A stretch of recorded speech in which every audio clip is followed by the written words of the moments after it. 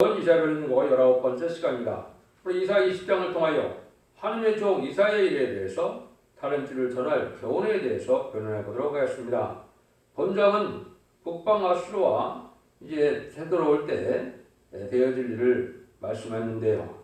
이사야를 통하여 이제 하나님께서 북방할 난을 앞에 두고 이사야에게 벗은 말로 전하라고 하신 것은 인간 생활에 다른 길을 전할 종에게 줄 교훈이다, 이렇게 볼 수가 있습니다.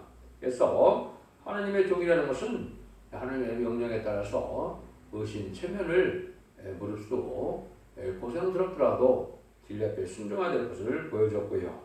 이것은 바로 시대인 사명자가 해야 될 일을 말씀하신 거고, 진리의 심판에 다른 길을 전할 종에게 되어질 일이다, 이렇게 보시면 되겠습니다. 1절에서 2절입니다.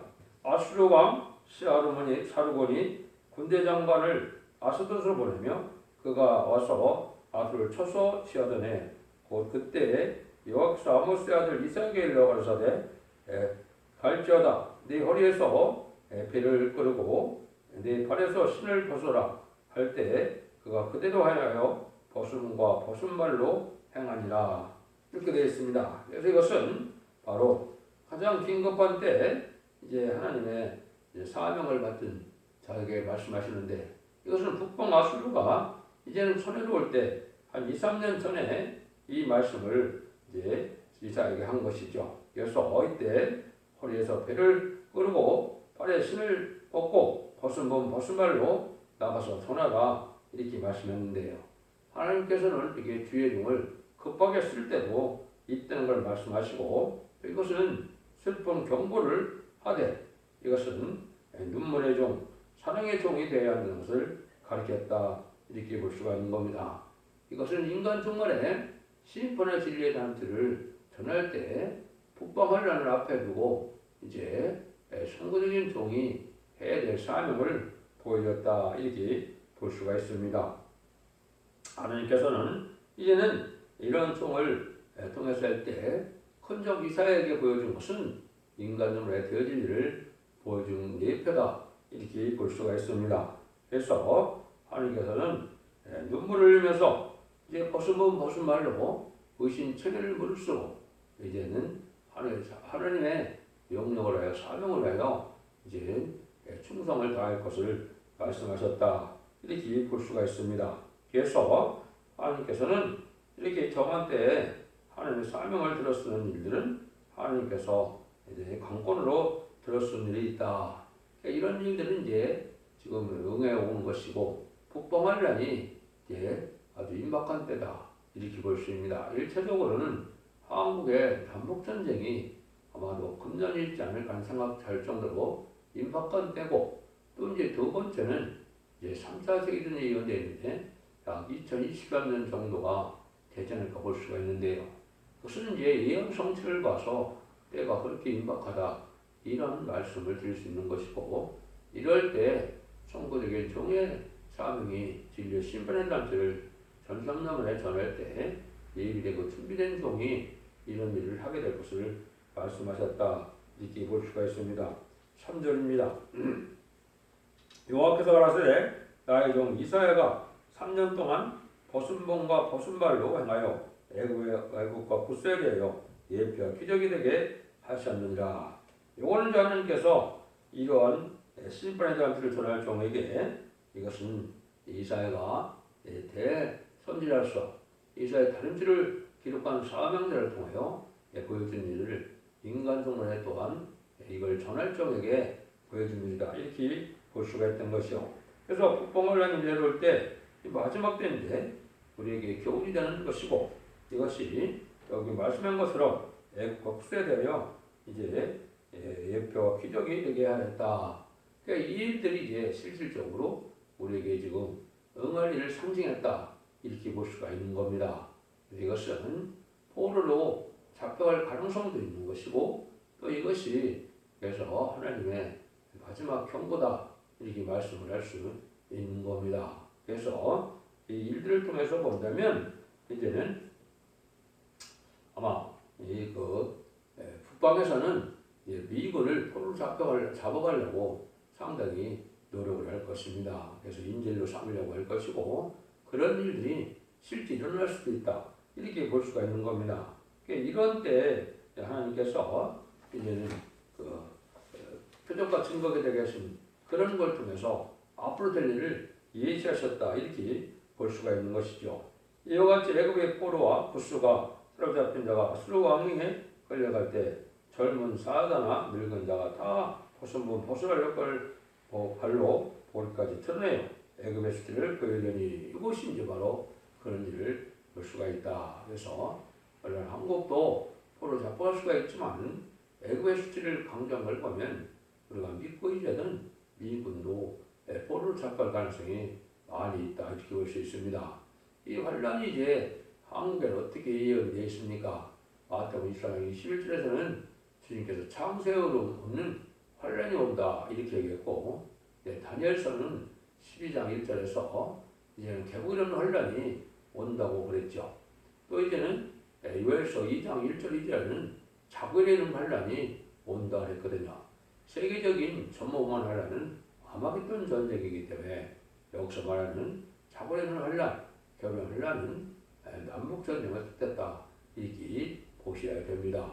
이런 날들이 지금 임박하는데 이제 애굽의 수치를 보인다는 것처럼 우리가 왜 이제는 막강한 군사력도 있고 또 미군의 막강한 신무기가 많은데 이런 일을 당하느냐 했을 때 이것은 우리가 알 수 없는 일 속에 이거 북방은 비대칭 전략으로 불법적인 무기를 많이 가지고 있거든요. 공식적으로 인정한 것이 세균을 13가지 세균을 1,000톤을 가지고 있고 독가스를 5,000톤을 가지고 있어서 화생방전, 세균전 또 이제는 땅굴이 또 준비되어 있고 해서 이런 일들이 아군과 이제 적군이 이제 구분이 안 되는 상태에서 전쟁이 일어나면 많은 피해를 당할 것이고 또 북방 세력은 불법적인 집단이기 때문에 지금 들리는 말로 보면 세군과 독가스만 중요한 것이 아니고 미국이를 개조를 해서 모든 연료통을 잘라내고 이제는 남한에 들어와서 다시 올라갈 기름이 없이 만들어놨다 이렇게 들리고 있는 거거든요. 이런 것이 준비된 걸 보면 거기에 독가스나 세균이나 이러한 화생방 무기를 싣고 내려올 때는 자동으로 떨어지게 되어 있다 이 말이거든요. 이런 피해로 봤을 때는 피해가 상당할 것이다 이렇게 볼 수가 있는 것이고 이럴 때 합당치 않은 자들이 멸망을 시키기 위한 하나님의 노력적인 심판의 환란이다 이렇게 볼 수가 있는 겁니다. 이런 일들이 없어야만 되겠지만은 이것이 불가을 일어날 수밖에 없는 현재 상황이 좀 되어가고 있다.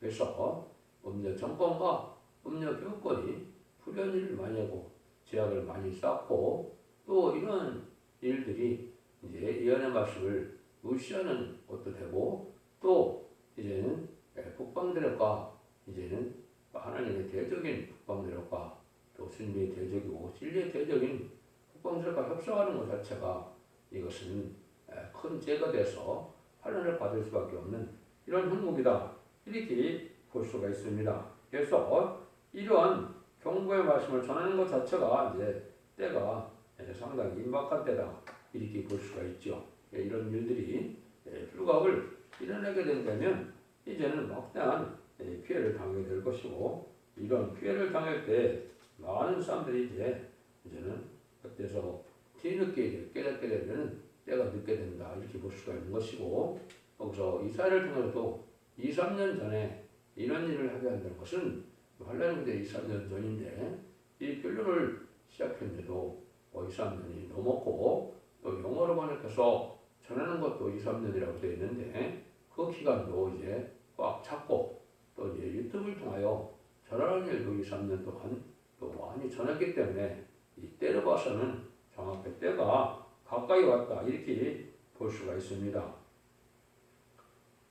5절 그들이 바라던 구스와 자랑하던 애굽이네요 놀라고 부끄러워할 것이라. 그날에 이 해변 거민이 말하기를 우리가 먼데 나라를 곧 우리 아수르 왕에서 벗어나기를 바라고 달려가서 도움을 구하던 나라가 이같이 되었은즉 우리가 어찌 등이 피하려 하리라.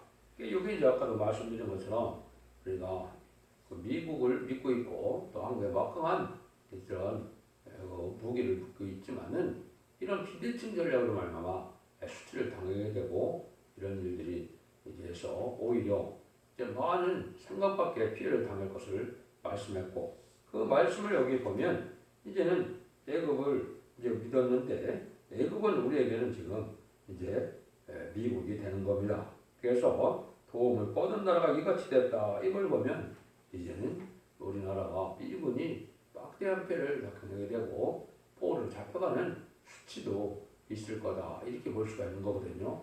이것은 뭐 말씀이 그러니까 말씀대로 된다고 우리가 믿어야 되는 것이고 이런 일들이 또 실질적으로 일어날 가능성은 얼마든지 있는 것이다. 이렇게 볼 수가 있습니다.